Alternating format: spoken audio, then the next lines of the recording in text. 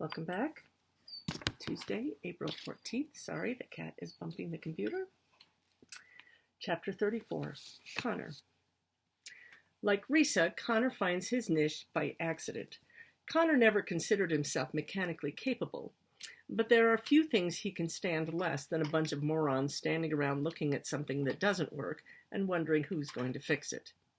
During that first week, while Risa's off learning how to be an exceptionally good fake doctor, Connor decides to figure out the workings of a fried air conditioning unit, then find replacement parts from one of the junk piles and get it working again.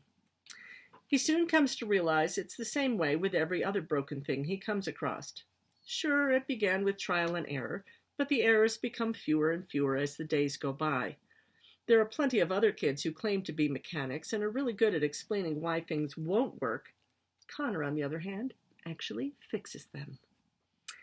It quickly gets him reassigned from trash duty to the repair crew, and since there are endless things to repair, it keeps his mind off of other things, such as how little he gets to see Risa in the Admiral's tightly structured world, and how quickly Roland is advancing through the social ranks of the place. Roland has managed to get himself assigned one of the best assignments in the graveyard. By working the angles and applying plenty of flattery, he's been taken on as the pilot's assistant. Mostly he just keeps the helicopter cleaned and fueled, but the assignment reeks of an apprenticeship. "He's teaching me how to fly it," he overhears Roland tell a bunch of other kids one day. Connor shudders to think of Roland behind the controls of a helicopter, but many kids are impressed by Roland. His age gives him seniority, and his manipulations gain him either fear or respect from a surprising number of others. Roland draws his negative energy from the kids around him, and there are a lot of kids here for him to draw from. Social manipulation is not one of Connor's strengths. Even among his own team, he's a bit of a mystery. Kids know not to tread on him because he has a low tolerance for irritation and idiocy. But there's no one they'd rather have on their side than Connor. "People like you because you got integrity," Hayden tells him, "even when you're being a pain." Connor has to laugh at that. Him? Integrity? There have been plenty of people in Connor's life who would think differently, but on the other hand, he's changing.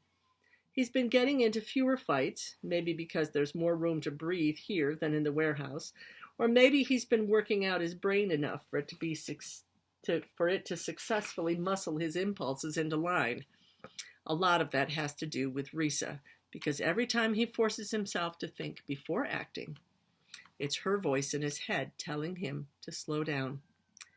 He wants to tell her, but she's always so busy in the medical jet, and you just don't go up to somebody and say, "I'm a better person because you're in my head." She's also still in Roland's head, and that worries Connor. At first, Risa had been a tool to provoke Connor into a fight, but now Roland sees her as a prize. Now, instead of using brute strength against her, he tries to charm her at every turn. "You're not actually falling for him, are you?" he asks her one day, on one of the rare occasions he can get her alone. "I'll pretend you didn't ask me that," she tells him in disgust, but Connor has reasons to wonder. "On that first night here, he offered you his blanket, and you accepted it," he points out, "only because I knew it would make him cold. And when he offers you his food, you take it, because it means he goes hungry." It's coolly logical. Connor finds it amazing that she can put her emotions aside and be as calculating as Roland, beating him at his own game. Another reason for Connor to admire her. Work call. It happens about once a week beneath the meeting canopy, the only structure in the entire graveyard that isn't part of a plane, and the only place large enough to gather all 423 kids. Work call. A chance to get out into the real world. A chance to have a life. Sort of. The Admiral never attends, but there are video feeds from the meeting canopy just as there are feeds all over the yard, so everyone knows he's watching. Whether or not every camera is constantly monitored, no one knows, but the potential for being seen is always there. Connor did not care for the Admiral the first day he met him. The sight of all those video cameras shortly thereafter made Connor like him even less. It seems each day there's something to add to his general feeling of disgust with the man. Amp leads the work call meeting with his megaphone and clipboard. A man in Oregon needs a team of 5 to clear-cut a few acres of forest, Amp announces. You'll be given room and board and taught to use the tools of the trade. The job should take a few months, and at the end you'll get new identities, 18-year-old identities. The Admiral doesn't let them know the salary because there is none. The Admiral gets paid, though. He gets paid a purchase price. Any takers? There are always takers. Sure enough, more than a dozen hands go up. 16-year-olds mostly. 17s are too close to 18 to make it worth their while, and younger kids are too intimidated by the prospect. Report to the Admiral after this meeting. He'll make the final decision as to who goes. Work call infuriates Connor. He never puts his hand up, even if it's something he might actually want to do. The Admiral's using us, he says to the kids around him. Don't you see that? Most of the kids just shrug, but Hayden's there, and he never misses an opportunity to add his peculiar wisdom to a situation. I'd rather be used whole than in pieces, Hayden says. Amp looks at his clipboard and holds up the megaphone again. House cleaning services, he says. 3 are needed, female preferred, no false IDs, but the location is secure and remote, which means you'll be safe from the juvie cops until you turn 18. Connor won't even look. Please tell me no one raised their hand. Oh, about 6 girls, all 17 years old, it looks like, says Hayden. I guess no one wants to be a house girl for more than a year. This place isn't a refuge. It's a slave market. Why doesn't anyone see that? Who says they don't see it? It's just that unwinding makes slavery look good. It's always the lesser of 2 evils. I don't see why there have to be any evils at all. As the meeting breaks up, Connor feels a hand on his shoulder.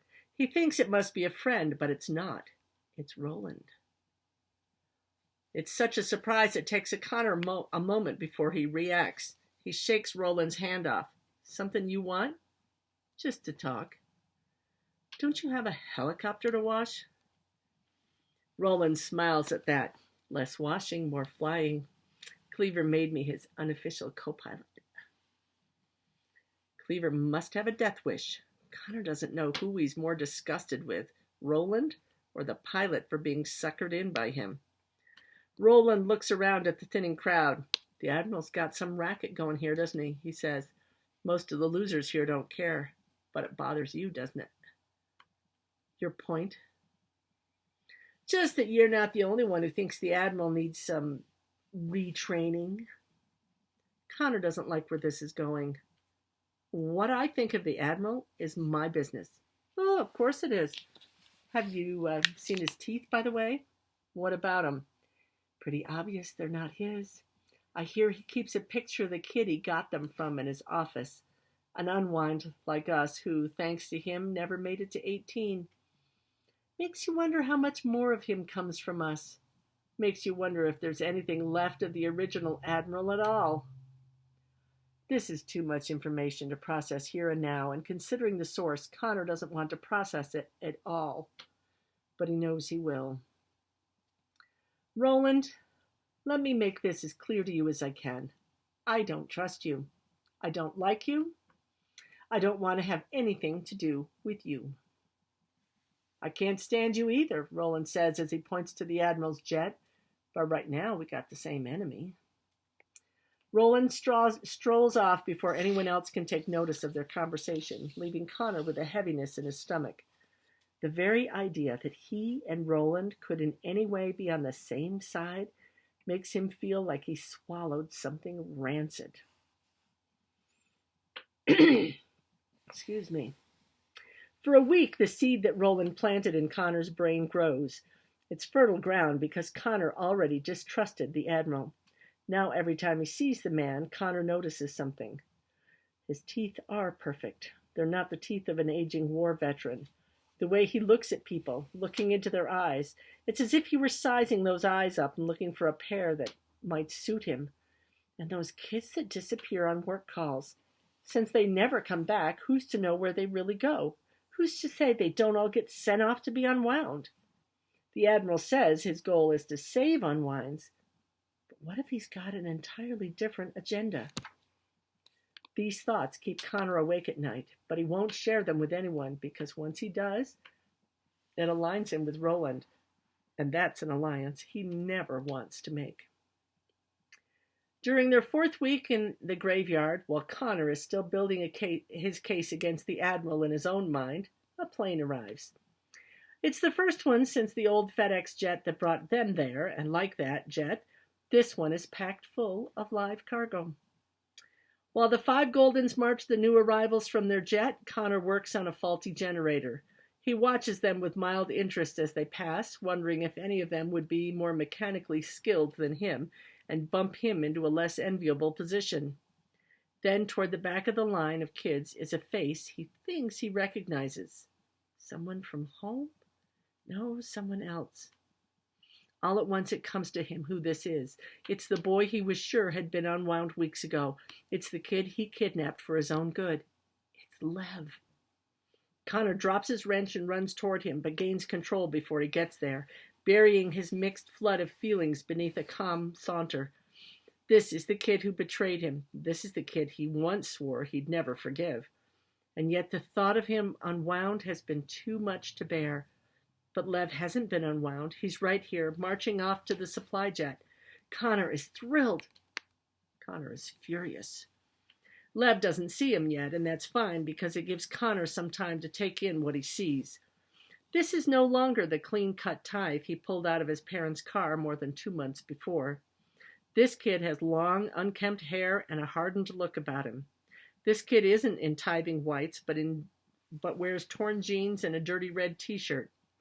Connor wants to let him pass just so he can have time to process this new image, but Lev sees him and gives him a grin right away. This is also different, because during that brief time they knew each other, Lev had never been pleased by Connor's presence. Lev steps toward him. "Stay in line," orders Amp. "The supply jet's this way." But Connor waves Amp off. "It's okay, I know this one." Amp reluctantly gives in. "Make sure he gets to the supply jet." Then he returns to herding the others. "So, how are things?" says Lev. Just like that. How are things? You'd think they were buds back from summer vacation. Connor knows what he has to do. It's the only thing that will ever make things right between him and Lev. Once again, it's instinctive action without time for thought. Instinctive, not irrational, impassioned, but not impulsive. Connor has come to know the difference. He hauls off and punches Lev in the eye.